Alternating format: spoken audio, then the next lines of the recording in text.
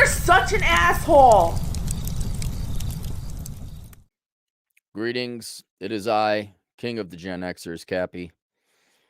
Self-declared, but as you may have noticed on the media, it's like expert, self-declared expert. So fuck all you people. I have self-declared myself the King of Gen X, and if you don't like that, you may eat a bag of dicks at the Bag of Dick store, 3rd and Main. So let me tell you a story, and then we're going to go through 2 articles because I understand. I understand if I was raised by boomers. Oh wait. If I was raised by boomers and my teachers were boomers, my professors were boomers, and my boss were boomers, oh, wait, I too would think the boomers sucked. And then if I went to school with a bunch of Zoomers and millennials, I too would think that that generation sucks. And you young kids out there think, well, those Gen Xers are pretty dope. They're pretty fly. They're all that in a bag of chips, as we would say back in the 90s when we were young and pretty. And when you compare yourself to the generations, I am not bragging at all, but the other generations are such shit that by comparison, Gen X looks pretty good. Like we're the hottest fat chick at a fat chick party. Okay. I get it, but we're still a fat chick. We're still like the last horse in the glue factory. We're still a shitty generation. I've been trying to tell you guys that because I grew up with my generation. And whereas, yes, we may be more resilient than first jaded people, don't worry, you millennials and Zoomers will get there. We were merely the prototype. You'll be a new and improved version of jaded cynicism and hatred.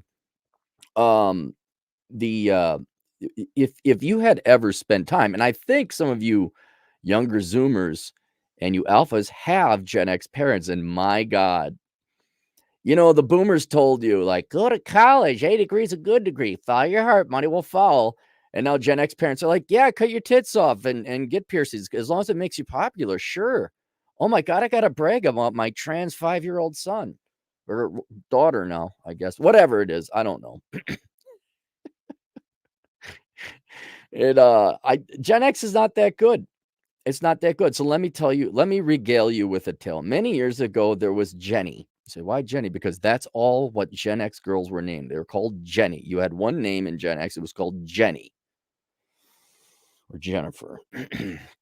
And Jenny went to high school. And Jenny, they screwed her little her head off there, not the head, but the skull cap. They put that aside, and then they said, well, we're going to put an operating system here in Jenny's brain. Okay, and then they installed popularity 1.0 and consumerism 1.0, and they screwed the head back on, and then boop, and they hit the reboot button, boop, and then Jenny fired up online, and Jenny says, oh my God, I want to be popular.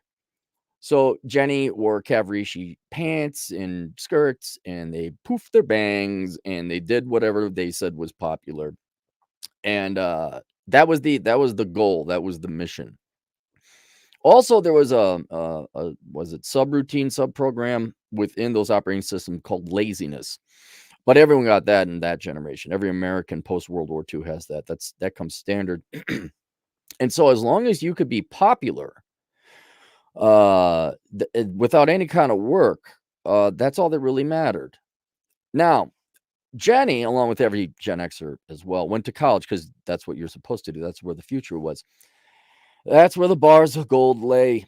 And you have to understand that the next stage in this journey was the coffee store. And you say, why the coffee store? Well, because coffee, it's not really for coffee. It's like cigars. It's not really for cigars. You go there for socialization. Coffee stores, you don't really go there for the coffee, although the coffee can be good. You go there because that, especially on a college campus, that's where the true intellectuals went. That's where the future saviors of the planet went in the globe. They went to the coffee store and they read their little books and they're all nice and warm and they're on the inside. And I have to like sit, and this took way more logistics than you think to get this ridiculous hat in the picture. I can't move much. So they were in the coffee store, and that's where the intellectuals were. Okay, imagine frat parties. Okay, for the dude bro douchebags and the hewers. The coffee stores were for the people who were smarter than that. They just knew better.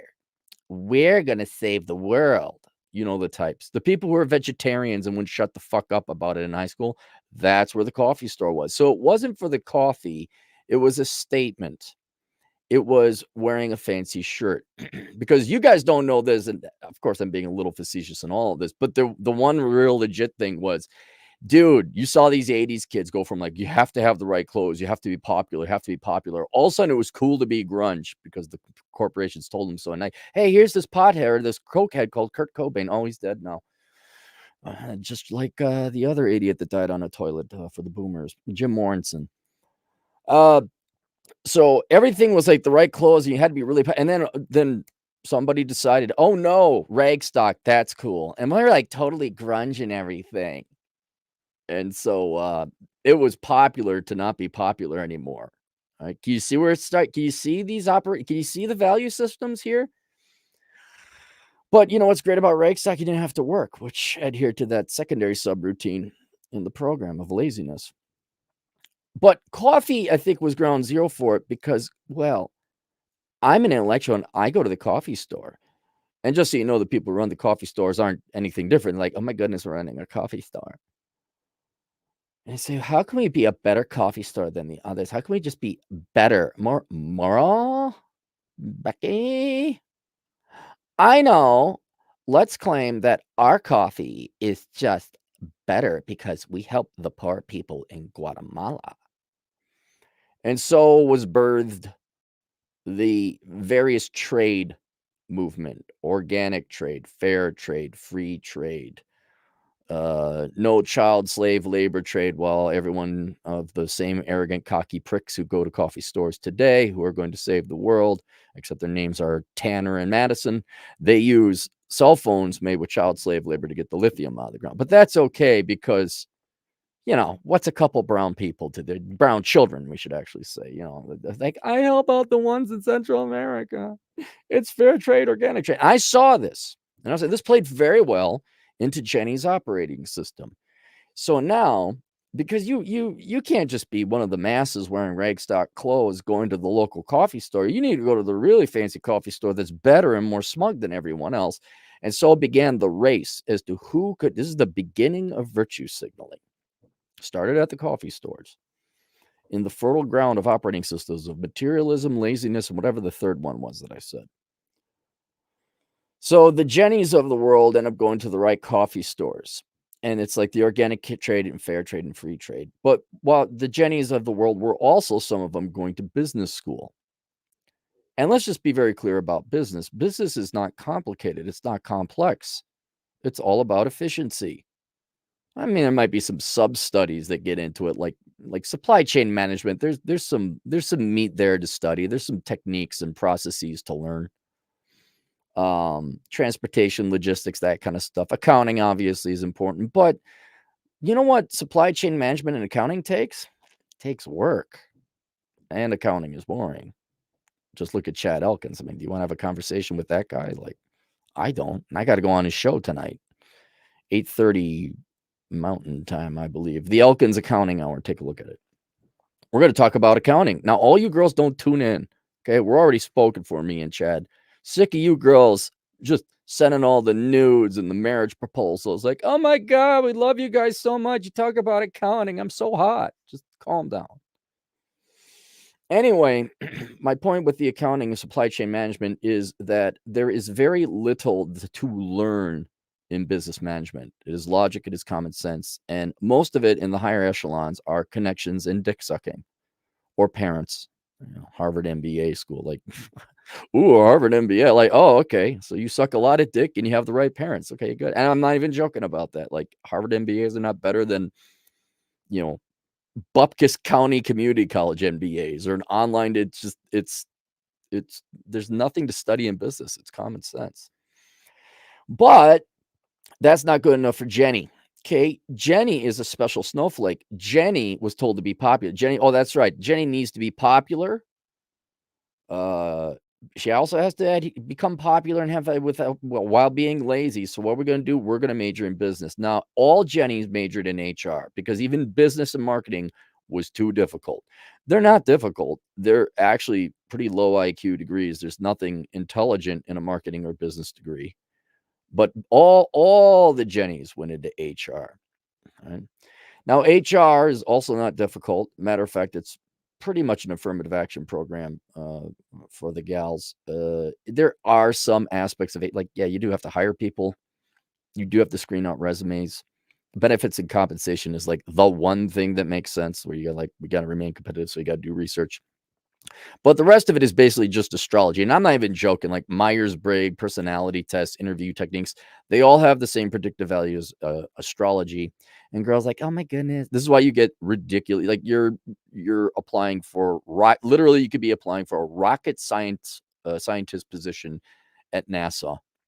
Like, you gotta know your physics, you gotta know your aerospace engineering, you gotta know your chemistry, and they'll plop a 24-year-old moron, this true ditz, and she'll ask you what kind of animal you want to be and why, and that's HR, and that's what all Jennies major in.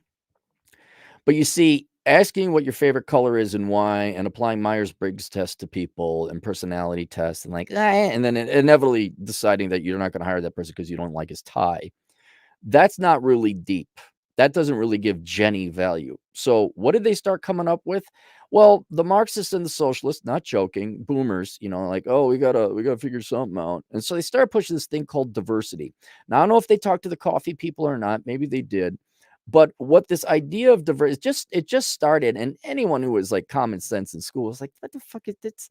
It's not meritocratic. That's the opposite of what Martin Luther King said. Yeah, okay, that's fine. You're whatever, Asian, Hispanic, female, doesn't matter. But okay, fine, I suppose. All right, but it's into the logical person that would not fly. You're like, okay, can we get back to making widgets? But to the Jennies, as well as many other people in my generation, oh my God, I have value because I'm a girl, because of the way I was born, diversity. And this took off like a shot. It became a religion, it became a cult. And also because business majors, especially HR idiots, it became the next strategy. Now, this is probably a little bit before your time, but in the 60s, 70s, and 80s, maybe a little bit less so in the 90s. Oh, the internet gods have smote me. Hang on. We're in South Dakota. Just give me a second. We have to wait for the internet gods.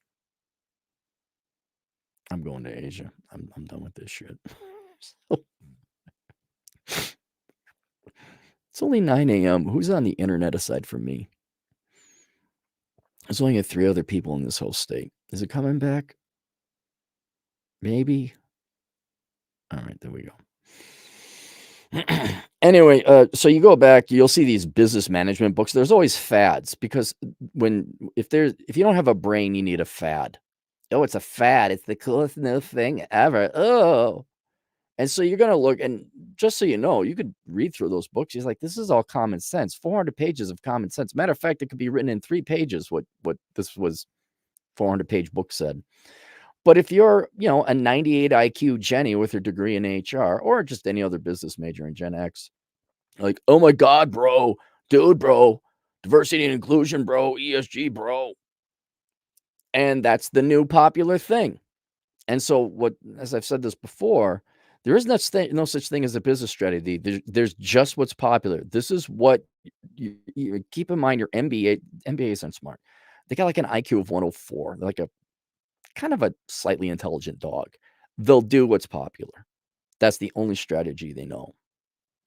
And so now, now you have, forget profit, forget efficiency, forget productivity. It's all about diversity and ESG. And you wonder why your products are shit, why everything costs more. There's also inflation. There's also, but also keep in mind the quality and quantity of the products have gone to shit. Why? Because increasing percentage of our corporate resources are going to political things, not productive things. But that's okay, because Jenny feels good. And Jenny makes $150,000 a year as a DEI, HR, ESG consultant. Right? Now, I do not credit Gen X leaders. Now most of corporate America is being headed up by Gen X. I don't credit these people with having the intelligence or the consciousness of purposely pursuing this. This was all unconscious. Just like, why did we all decide one day to wake up and poof our bangs? Why did we all decide one day that Nike high tops were the ones that you had to wear, and swear to God, you got in fights with kids on the playground if you didn't have your Nike high tops? Why did we roll our jeans? There's no intelligence there, it shows you that people are sheep and people are stupid, including Gen X. But they never grow up and they don't get any smarter. And now that they're in their 40s and 50s, these people are either fully taken over or about to take over, certainly being the junior executives position to take over. And you're starting to see this is it. This is their one trick pony. This is their management fad. But it wasn't they're not smart enough to do it consciously. This is just, is it the thing? Is it the popular thing? Oh my God, we make the move, Freund and Hoyle. No one's going to get that one either because none of you are cultured. And so you might say, well, but my teachers, Gen X and remnant baby boomers, said diversity and inclusion is the most important thing. My skin color and gender and my socialist politics and the genitalia I like to lick is the most popular thing. You too are falling for the cult. But you're not producing any more houses. You're not making better, more efficient widgets. You're not providing better services. You're just sitting there, I don't know, worshiping each other's traits, which is fine. I guess there's nothing wrong in that unto itself, but that can't be a corporate strategy. That can't be a job. And so to prove to you that this has all been a scam, to prove to you that there's no veracity or value behind these things like ESG or diversity and inclusion, let me go to two articles here. Bloomberg, please, God Almighty, can you internet websites just not be autistic and just stay static for 1 second? Oh, from Bloomberg, a 1.5 trillion loan market gets stung by oh no, that's not it. Sorry. Here we go. Bankers seek legal cover after backing 1.5 trillion of ESG debt. Risks are surfacing in the sustainably linked loan market. Sustainably linked businesses have mushroomed amid a lack of regulatory controls. Now, I'm going to have to translate into English because they want to use business speak. Bankers servicing one of the world's largest ESG debt markets are now actively seeking legal protections to guard against the potential greenwashing allegations that may be ahead. You say, Cappy, what's greenwashing? So ESG loans are loans that certain financial companies will lend to corporations. Like, we'll lend you this loan. It'll be designated as an ESG, environmental, social, and governance loan. Like, it's a good leftist little loan, but you have to meet certain metrics. And as an incentive to meet these various environmental, social, and governance metrics, we will give you a lower interest rate. So corporations are like, lower interest rates, more money. Okay. Yeah, but you got to hire people that aren't qualified for the job, but you will hire them for whatever skin color, gender, or whatever else. And then you need to like hamper and crimp your company to not use the most efficient means possible, but the least carbon footprint. And as Disney is rapidly finding out, among many other companies, is it ends up costing you more in losses and higher operating costs than any amount of money you might have saved from an interest rate going from 4% to 3.5%. Then they're finding this out. Now, you may think, well, geez, shucks howdy. All those good Gen X leaders in Kathleen Kennedy, who's not Gen X, she's a boomer, but you get the idea. They just keep telling us ESG and they care so much about the minorities and the women and the children and people who aren't straight and whatever aggrieved group it is out there. So they would totes my goats, do the right thing and implement environmental changes. Like, they would actually meet the requirements of the ESG loan by being diverse, being environmentally healthy, lowering carbon footprints and all that. Well, hang on, here we go. So, I'm sorry. But greenwashing, let me get back to it. Greenwashing means you say you're doing it and then you don't. And now let's go back. Sorry, I was getting a little ahead of myself. Now let's go back to the coffee stores in the 1990s. It turns out, can you believe this, boys and girls? It turns out that some coffee stores just said they were fair trade and free trade and organic. Can you believe that? And especially early on, there was no way. What was organic? What was fair trade? What was free trade? How do you determine that? What were the standards? Now, different industries did rise, nonprofit oriented, say, like to get a certification process, and it's a little bit more formalized now. But can you believe that to this day there might be some coffee stores as well as companies that virtue signal when they don't really do so. They say they're good. I don't know. Let me ask my gay community members. Did you know Target might use the gay community as a marketing metric and not necessarily sell you higher quality products at a lower price? You ever know that? Did you notice, like, what is it, June? Every corporation seems to be pro not straight to encompass everybody else. And then they totally don't use that for marketing now, do they? And they totally wouldn't lie. Corporations never lie, do they? Well, the banks are now a little concerned because it seems the clients that they lend to may not be meeting the ESG goals that they said they were going to. And maybe they just lied about it so that they could get a lower interest rate. Now the banks are a little bit worried. In a handful of the years they've existed, sustainably linked loans have mushroomed to a $1.5 trillion market. Sustainably linked loans let borrowers and lenders say that a loan is tied to some environmental or social metric, but the documentation to back those claims generally isn't available to the public, nor is the market regulated, just like organic coffee in the 1990s.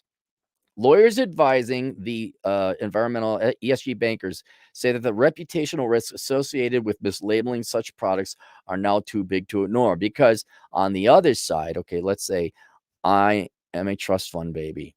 I inherited a lot of money and I'm a good Democrat and I have nothing else in my life. So I want to do what's good and right. So I'm only going to invest my money in ESG approved investments.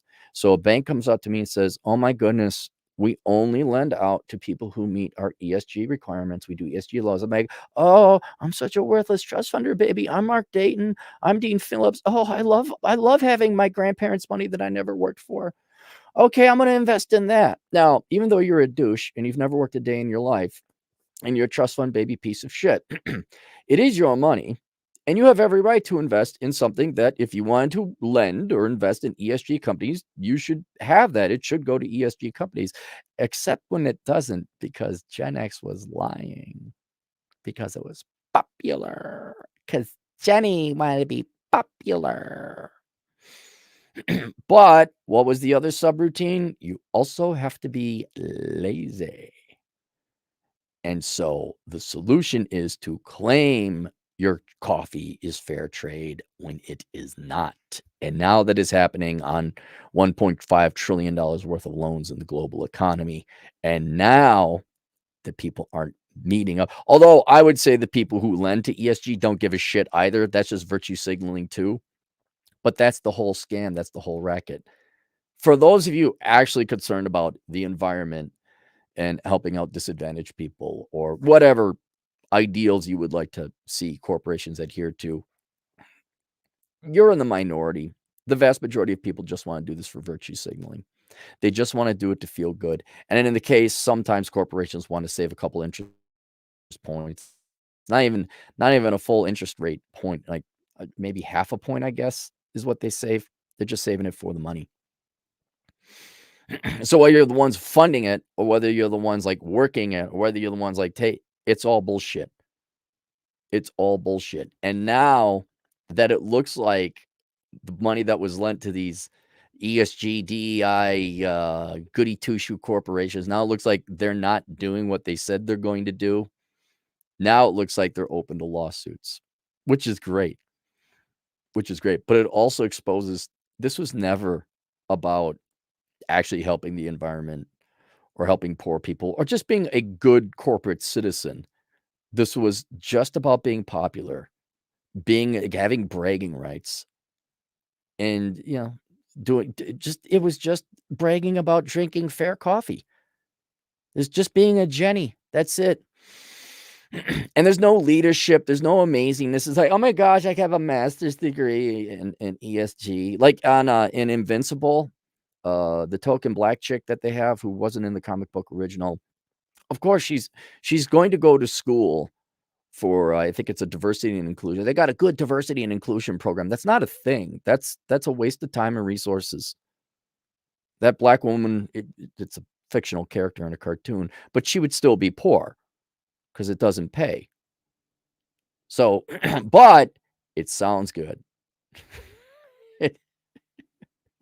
And unfortunately, you guys believe it too.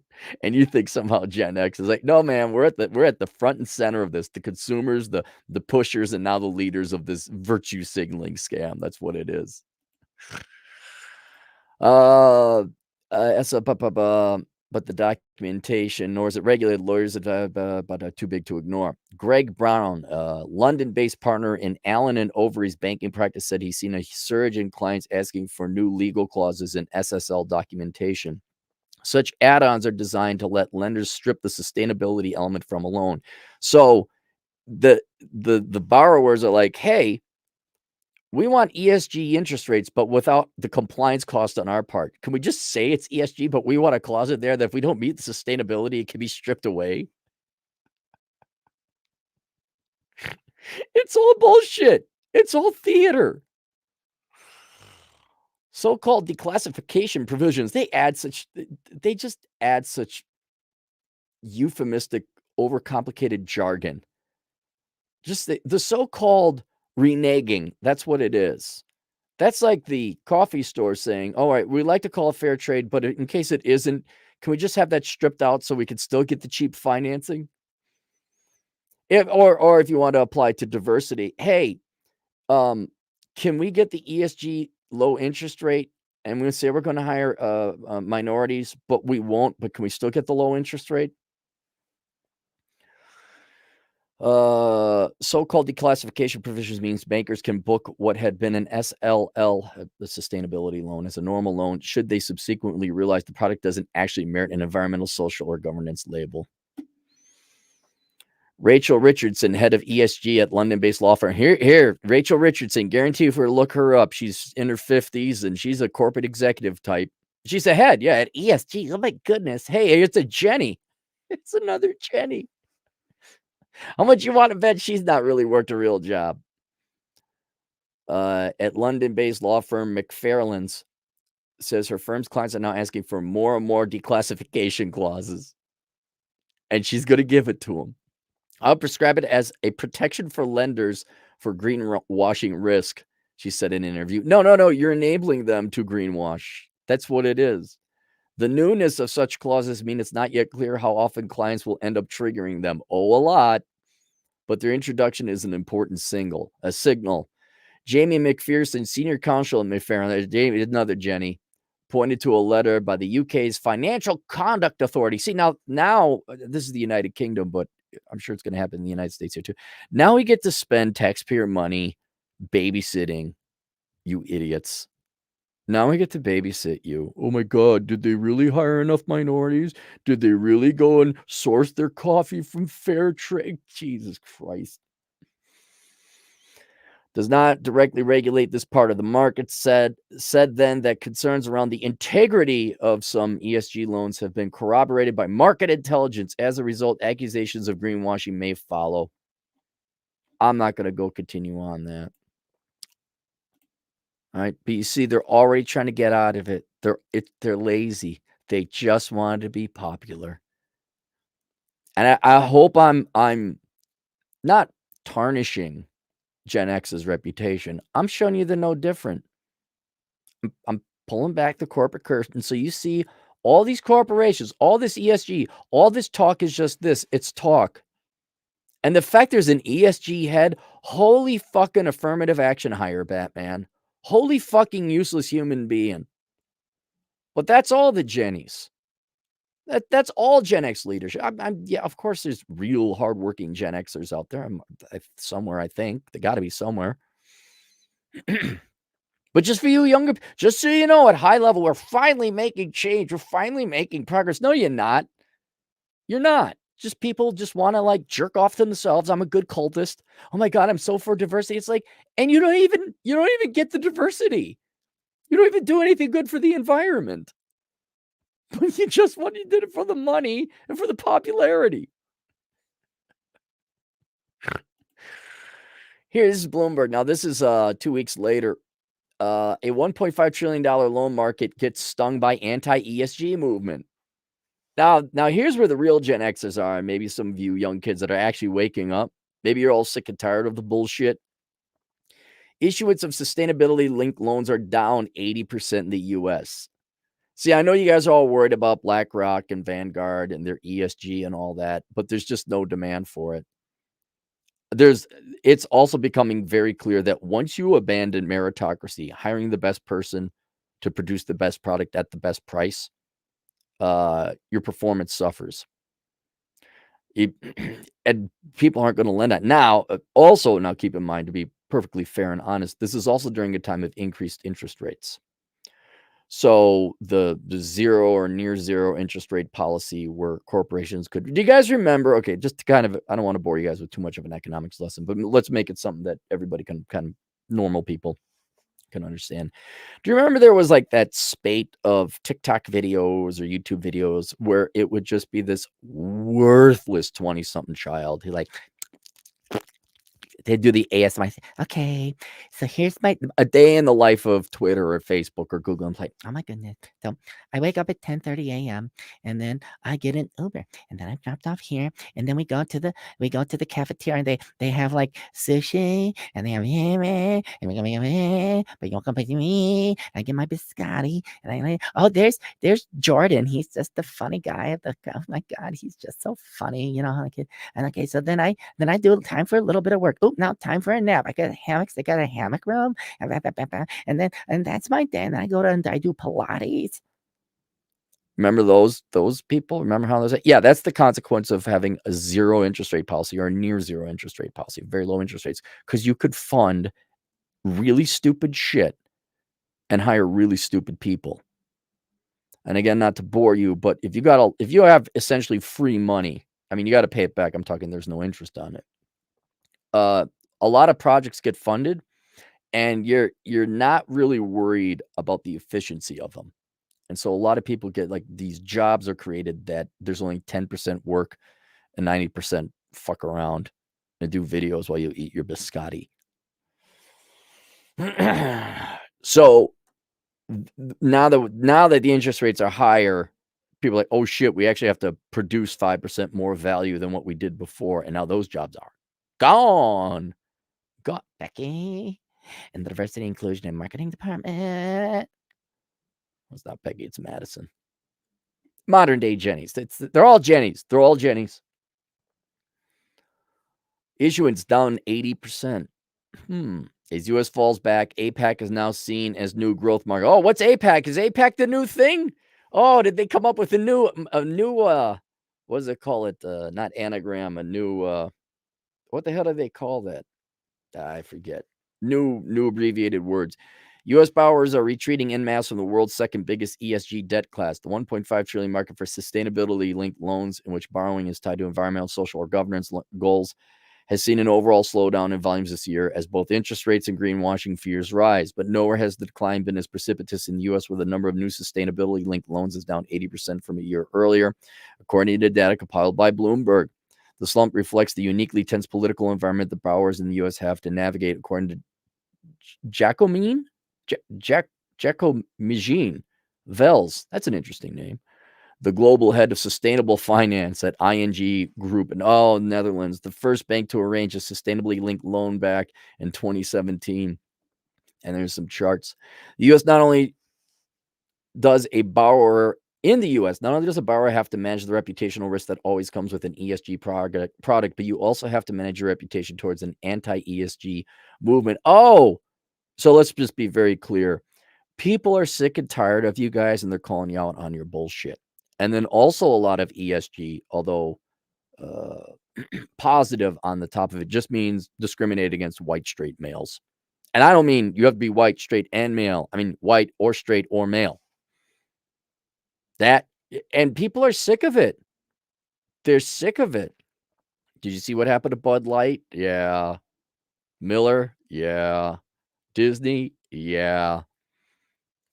Because it'd be one thing like, hey, we really are concerned about global warming, and we got this theory that you got the greenhouse effect, and we really want to lower our carbon footprint. You'll get that. But when your final product is fuck white people because we're the Marvels and man, society hates nothing more than a girl boss now.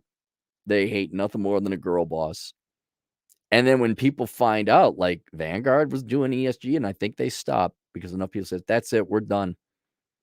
BlackRock, I think, is still sticking with it. People are sick of your shit. The commie people are just sick of your, and just like the Beckys and the Jennies were really popular, and there's this underlying, I don't want to say hatred, but a lot of people did not like the popular kids. The adults get a lot less patient when you still try to be popular. And so it's virtue signaling. That's all it is. You're just trying to be popular. And the rank and file people that have to work real jobs are sick of your shit. This is bringing an extra dimension to acting in the Americas, especially in SLL's sustainability linked loan. Since ING arranged for the first ESG loan more than half a decade ago, sustainability linked loans have mushroomed in the world's largest ESG debt market after green bonds. Between 2018 and 2022, Bloomberg NEF estimates that ESG borrowing soared more than 960% to $516 billion in annual deals. By the way, that sounds like a lot of money, but globally it's not. It's not that big. Don't worry about it. I think the U.S. mortgage market is $30 trillion. This is just the U.S. housing market. And ESG loans arranged in the U.S. made up 36% of the global just 2 years ago, data compiled by Bloomberg showed. But as the anti-ESG movement spread across the United States, American borrowers are turning their backs on loans that require them to tie their credit to the achievement of ESG goals. And then here, God bless state rights. So ESG laws by state, they have anti-ESG laws, boycott laws, both anti-ESG and boycott laws, and then a divestment law and pro-ESG law. So like the obvious states that you would expect, Minnesota, Illinois, California, they have, and Colorado, they have like pro-ESG, like we're going to give you an incentive. But for the remainder of the states that said, I didn't know that you would pass a law on this. I guess they did. It's anti. It's anti. Next year, an estimated 187 billion of SSLs are coming due globally, with about 90% of those in the form of revolving credit facilities, according to data compiled by Bloomberg. There are already signs that bankers may treat those loans with caution as regulators start to pay more attention to a market that so far avoided their scrutiny. Interesting. So the feds are going to come in and make sure that you are ESG compliant, not just virtue signaling. But I'm confused, government. Aren't you guys all Democrats and it's all virtue signaling anyway? I thought this was just a big jerk-off fest so that Jenny could be popular. As U.S. sales slow, ING sees the Asia-Pacific growth as the region as growth market. It recently hired bankers in South Korea and Australia to help tap into that expansion. Last month, the bank closed an SSL worth just over $400 million in Indonesia. You know what it also might be is that the compliance costs with this, the bankers are just like, fuck you, more paperwork, get the fuck out of here. We're already regulated to death by you. I guarantee you that's also part of it in the United States. Like, I'm already trying to make a loan work here for some marginally qualified bank lender. And all of a sudden now, if you thought right now there's no federal compliance costs, there's no federal regulation, it seems.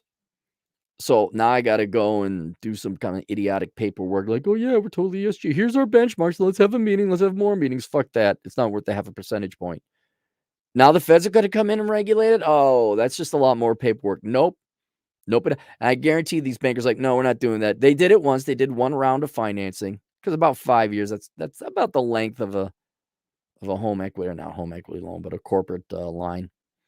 Like, nope, this wasn't worth it. We're done with this. The popular thing is done. Varney France is out of fashion. Cavaricci is in. Stop poofing your bangs, girls. Now it's, the expensive clothes is out. Now it's grunge. Oh, he killed himself. It's no longer grunge. Now it's hip hop. Oh, he got killed too because he was aspiring. Bobbity, bobbity, bobbity. And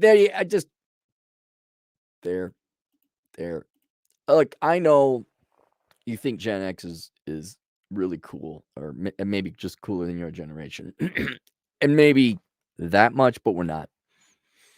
You're going to, I've said it before, is if you think the boomers are bad as parents, just look at Gen X parents. They tell you the exact same thing, because I've seen, but they're my age. The parents now of the United States are my age. I have friends who are parents, and I look at them and they're saying the same damn shit to the kids that the boomers told us. We get divorced at the same rates. And whereas boomers might have been like, peace and love, man. And, Europeans are just so much better than the United States. America isn't the only other country. That kind of shit. Fall hard, money will follow, college experience. Now Gen X is the ones like, you thought the baby boomers were doing like virtue signaling and participation trophies, and you have, maybe you need Ritalin. Gen X parents are like, they just like give you, you an infant? Are you born? Let's shoot you up full of Ritalin. Oh my God, you have mental disorders. Oh my God, we got to send our kids off and have them raised at daycare. Oh my God, follow your heart and money. Oh my God, we're going to get divorced at the same rates too. We literally went to boomer parents and said, here, hold our beer. Watch this shit. I think the best one is like, maybe you're not straight, Jimmy. Oh my God, I can brag about it on the internet. Whatever it is to be popular. Because Jenny's now a mom, probably a single mom. And then just to show you what douchebags Gen X is. All right. Did you not see how quickly they conformed with the tramp stamps and the tattoos and the piercings? And now you young kids are doing the same thing. Like, usually that fad would last at most a decade within one generation. You guys are still doing it. What do you want to be like a 58-year-old Jenny? Well, not maybe 58, but a 50-year-old Jenny with a tramp stamp? Got fucked like crazy back in the 90s by a bunch of douchebags. You want to do that? So there you go. Okay, now I can take off this ridiculous hat because it's itchy. Now I can put on my mirthful hat. It's Christmas time. Here we go. All right. Let's go through the super chats and have ourselves a treat. Jay Cobb, $5. How not to be a millennial is almost as depressing as Cowboy Bebop. Well done. Why'd you find? Well, I guess the ending for Cowboy Bebop is that. So here it is. How not to become a millennial. If you look at the cover, you see like the Hindenburg and then the space shuttle explosion, and then that poor lady in the Great Depression, and the Arbeit-Macht-Frei, which was concentration camp. That disease, I believe, is the bubonic plague. That little string thing is Ebola. I don't know what that is. I can't see that. That's just a picture of skeletons with death. There's Stalin. That's the guy you Democrats masturbate to all the time. That's a nuclear bomb. There's the guy with the funny mustache. There's a millennial in the middle. There's a tornado, meteor hitting you. I don't know if you get the point. Don't know if you get the point. But How Not to Become a Millennial. Available paperback, Kindle, and audiobook on Amazon.com. Drew, $2 sitting through DEI meeting watching. Take the money and run, Drew. Take the money and run. Alex Patino, a truck driving Latino agent in the field. Listen to the word of this asshole Linus Pope Cappy. Yeah, it's kind of a Pope hat, isn't it? Panzer Runner, 20,000 Indonesian rupees. That a Gen X hat? Where could I buy one for my dad? I went to Michael's Fabrics. I just got the silver. It's just all paper and cardboard. I just got the silver thing, and then you buy like a glittery red X. They have that, and I think it was even tape, or I glued it and I just put it on. I just go to a fabric store, craft store, you'll find it. Vlad Elkins, who I'll be on later on, up for streaming tonight. We should hang out soon. Yeah, I'll be on with Chad Elkins later on tonight. 8:30 my time, right, Chad? Paul K, $3. Pope derives from Greek papus, meaning father. Well, I want to be king. I'm the king of Gen X. Why not? All you people just self-declare yourself experts on the media. Oh, financial trading expert. Oh, sports analyst expert. Oh, sexpert. Fuck you guys. You're all wrong all the time. So now I'm the king of Gen X. Go. There's a bag of dicks. Go choke on them. Drew, $2. The ribbon wearing drives me nuts for movements. Well, it's all... you hope one of these days the younger people kind of wake up, say, this is all bullshit. I don't get how young people can figure out atheism, like figure out that most of the religion is probably bullshit, and then they go way to the other side, and atheism becomes their cult identity. It's like, okay, why can't you apply that to socialism? Why can't you apply that to all this popularity, ESG, Myers-Briggs bullshit? Why can't you apply that to I'm trying to think, environmental movements or peace. And there's nothing, keep in mind, there's nothing wrong with a good environment, clean environment, peace, minorities helping out. There's nothing wrong with that. It's when it goes to the other extreme and it cripples the economy. And then you find out it never goes to help out the people. They're not doing anything ESG. The coffee isn't fair trade, and all the money in that nonprofit didn't go into the hands of minorities or poor people, but it just went to the nonprofit people. Like, you guys can figure out religion is a joke and you go all crazy on the atheism, but where's that fervent favor, the adamancy when it comes to libertarianism, when you found out the socialists lied to you? But free shit. Oh, that's right. They got the free shit that you keep believing in. Drew, $5. If you were still in banking, would you sign off on ESG loans? This stuff seems like a huge liability within the workplace, and lawsuits are coming. Well, I don't know what laws they violated. I don't know if there's lawsuit. I mean, maybe fraud. You said it was going to go to ESG and it didn't. Now, if I was in the banking world, if I were to do things over again, I would have just signed away at everything. Would have signed away on everything, because I would have had a lot more money. And you know what? The loans were going to be made anyway. I would have been much more Machiavellian and practical. Like, what? You want to lend this to the guy with a 390 credit score? True story. I said, no, well, you nuts. What, are you crazy? They lent him anyway. What happened? I wasn't a banker at the time, so I wouldn't get a commission or anything like that. I was an analyst, but all I did was catch guff for like accurately predicting this guy was going to pay back his loan. And here's another thing with bankers. Bankers don't stay long at the banks they're at. They just go there, they shit out a ton of Ebola diarrhea, infect everybody else, make a bunch of bad loans, and then they leave for the next bank. They don't like the loan made is going to be 5 to 30 years long, like a 30-year mortgage or a 5-year business loan. These bankers are gone in 4 years. They're not around to find out that the loan isn't collected. They get their commission cut and they go somewhere else. They're scum. They're scum. They should be hunted like vermin in Minecraft. Perfectly honest, if I was ever, well, a president couldn't do this. If I was ever dictator supreme for life, I would find every banker that made a bad loan during that time, and I would just like, okay, your house is ours now. All your assets are ours. Here's the work camp. You're going to work it off. Like not a concentration camp, but you're gonna be on a chain gang, and we're taking all your stuff, we're selling it, and it's going to the treasury. It's going back to the taxpayers, and you will never work in banking again. And then I would allow it that people could come and I legit would kind of like turn it into a zoo where people could come in and yell and scream at them and make fun of them, let them know what pieces of shit they are. And then after, like, depending on the severity of their crimes, anywhere between a year to maybe even 10 years, I like, okay, you're free to go. And we're keeping tabs on you. If we ever find you scamming again, it's not going to be a work camp. It won't. But that won't happen because I can't be a dictator. And even president couldn't do that. All right, that's it.